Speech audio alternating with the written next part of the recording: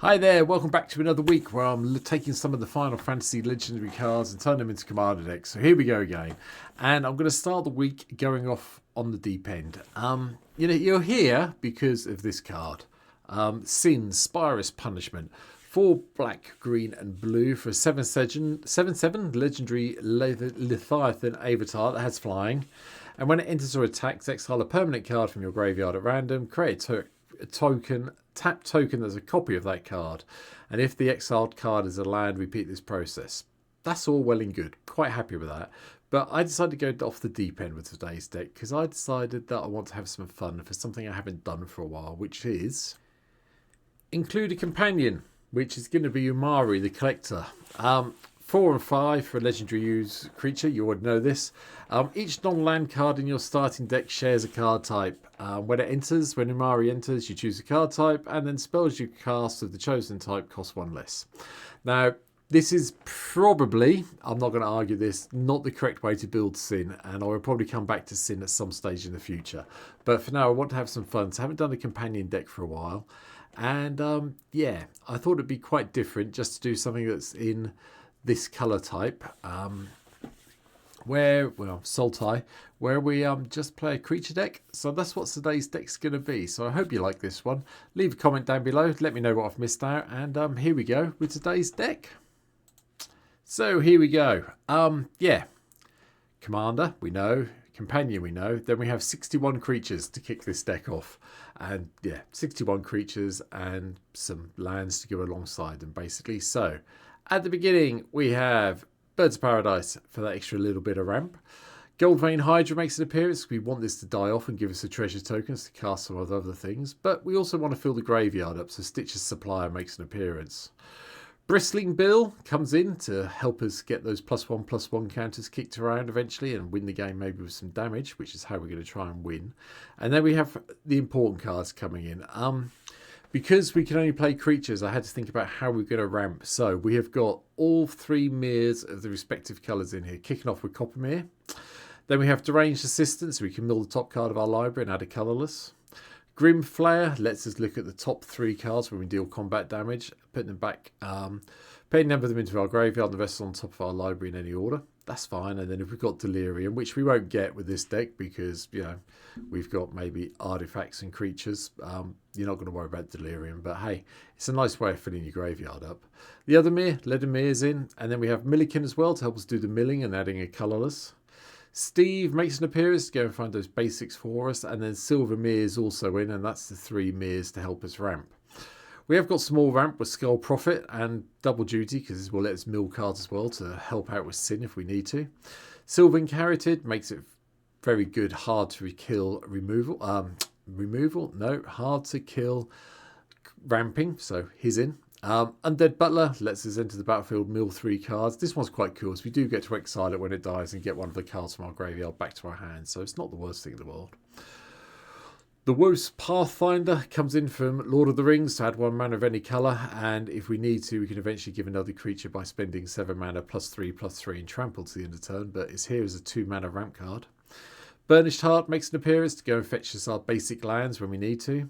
And then we have Chatterfang, Squirrel General. We are going to be making tokens because obviously, Sin, sorry, there you go. Well, there, Sin does it as we exile the stuff. So, get a token and get a squirrel as well. So not the end of the world. Farhaven Elf goes and finds as a basic land to put into play. And then we have Glab, Calamity's Augur.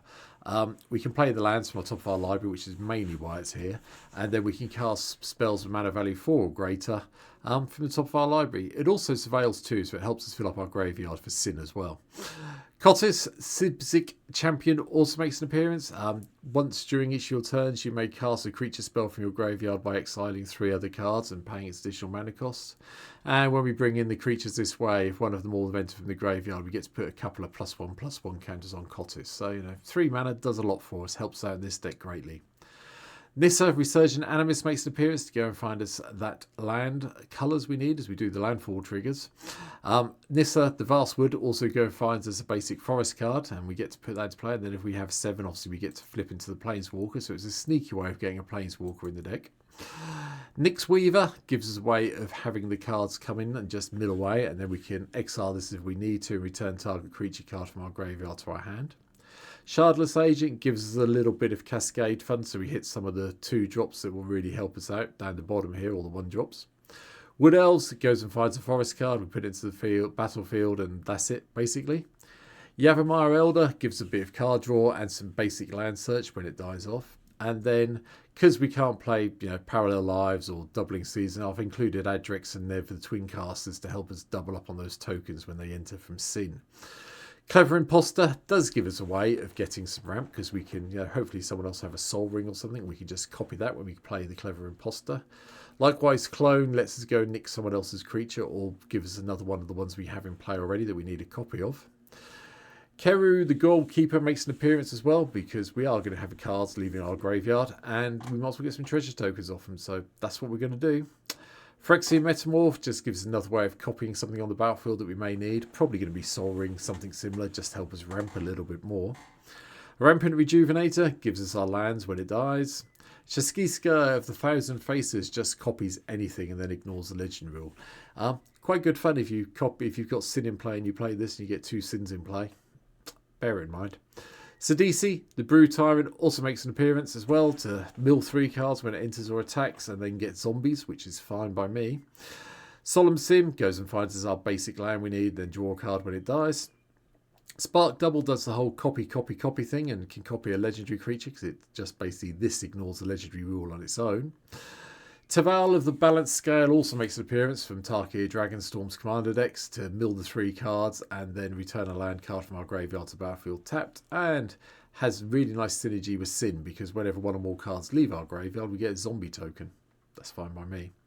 Timeless Witness gets something back as it comes into play, or we can internalize it, which is nicer. Dranu, the Last Blood Chief, defending player, chooses non-legendary creature card in our graveyard. We get to put it back on the battlefield with a +1/+1 counter on it. This will make people have a few hard choices unless there's some really weak stuff in the graveyard. But even then, it'll probably be our ramp creatures, and that will help us out. Eloise Nephilim Sleuth makes an appearance to give us the clues so we can go and find things and sort them out and do a bit of surveilling if we need to. Gonti, the Canny Inquisitor, also makes an appearance. Basically, we want to play stuff off top of our opponent's libraries as well, and this just gives us a nice, easy way of doing it. Thank you very much, Outlaws of Thunder Junction Commander decks. Appreciate that one. Igorishaki, the Absurb, is also in, just to give us a way of gaining some life. And then we have a few of these. We've got all of the Predators in that flip into the wonderful sagas. So we've got Jingataxis in here, and then hopefully, drawing a number of cards. I mean, that's great. But, we get to bounce everything, so it gives us a little bit of way of doing it. We can ignore the mana value 3 or more. Actually, that's a boo-boo. No, it's not. I thought I did it completely wrong then. Sorry, I thought it had to play 7 or more sorceries in the graveyard. I need to... Reading the card tells you what the card does. Activates the sorcery and only if you have 7 or more cards in your hand. That's fine. Hopefully we'll get there, but it might be a bit difficult to do when we're only playing creatures, but we'll see. Yeah, do you know what? I think I'm going to change it now. Nah, we'll leave it. We'll see how it works out. We might get some way of doing it. Marcus, Mutant Mare, also makes an appearance as well. Whenever a creature you control deals combat damage, draw a card. If it doesn't have a +1/+1 counter on it, and if it doesn't put a +1/+1 counter on it, I'm still not happy about this.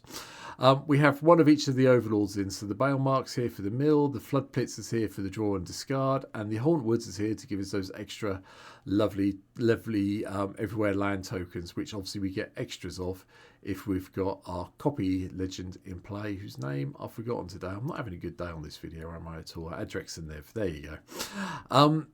Railway Brawler makes an appearance as well. We like this one. It comes in, puts our creatures into play with X +1/+1 counters where X is its power, so that kind of helps. The Sagu Wildling makes an appearance to go and find us a basic land, and if a push comes to shove, we get 3 life when it comes into play. Shadow Dread is fine. I know this one works. Enters the battlefield, each opponent sacrifices a non-token creature or planeswalker, and then as long as an opponent has 8 or more cards in their graveyard, we get to transform them into the True Scriptures, and then we get to nick all creatures once it eventually goes off.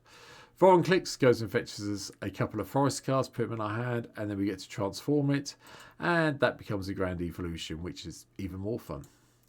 Assy Tyrant of Gear Straight makes an appearance as well. I have no idea why it's come up with this version. Let's find a proper version, shall we? You would have thought by now I'd have learned to change these before I start recording, wouldn't you? But anyway, extra land draw, card draw, so on and so forth. So, you know, we have got ways of making Jinga taxes give us that extra land. The Blight Titan mills and gives us incubator tokens. Consecrated Sphinx is also a really good way of having Jinga taxes trigger. We like having the extra card draw. Madrotha, the Grave Tithe, makes an appearance as well, so we can play the creatures that have died from our graveyard. Sludge Titan comes in from the clue set. People forget about the clue sets, and there's quite a few good cards in the clue set, so bear that in mind.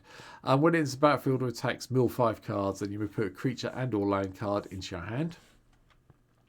Cultivator Colossus lets us just go and get more lands if things go well for us. Old Gnawbone, if we can get this to work and get some damage in, all the treasure tokens really do help.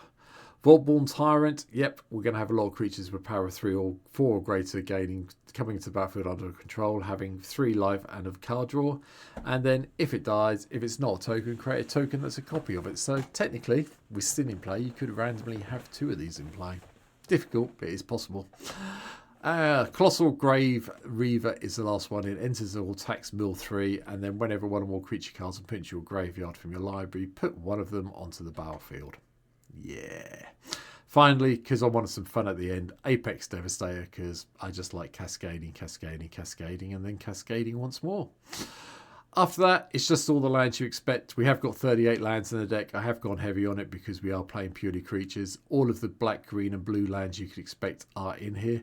I am playing Field of the Dead, because we will benefit from having the zombies come out occasionally, and I've gone quite high on the basic count. There's 5 forests, 5 islands and 5 swamps a little bit further down.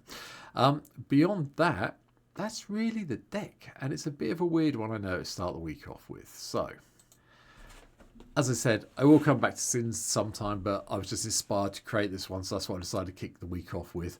Let me know in the comments what you think I've done wrong. Please don't say, oh, you shouldn't be playing Umori. I know that. Sin has probably got a lot of potential elsewhere, so I will come back to Sin in a few weeks' time and do an updated version without the collector. But I really want to build a companion deck because I haven't built one for a while, and this just seemed like the perfect opportunity for me to do that. So that's what I've done. Down below in the comments, let me know what you think. I read all the comments. I try and respond to all of them as things go along. If it's your first time here, I'd really appreciate you hitting that subscribe button. I did go up to 690 subscribers here. I'm back down to 689 as I record this one. So if you can hit the subscribe button, I'd really appreciate it. It may be more than that by the time you see this video, but hey, hopefully we'll still get there. I'm still on target to get the 1,000 by the end of the year, which would be fantastic. But yeah, thanks for watching. Take care. And if you want to see me play Sin now that this set's readily available this week on MTGO, I'll be playing some of the Commander decks this week. But we have got the traditional draft to do this week, which will hopefully be on Tuesday night. And then if assuming everything goes okay for me this Thursday, I'll be online and we'll do some Commander deck playing with the ones I've been talking about for the last few weeks, depending which legends I've managed to pick up on MTGO, and a little bit cheaper than what I expect they're going to be. So thanks for watching. Take care, and I'll be back tomorrow with another one. Have a good one. Bye bye.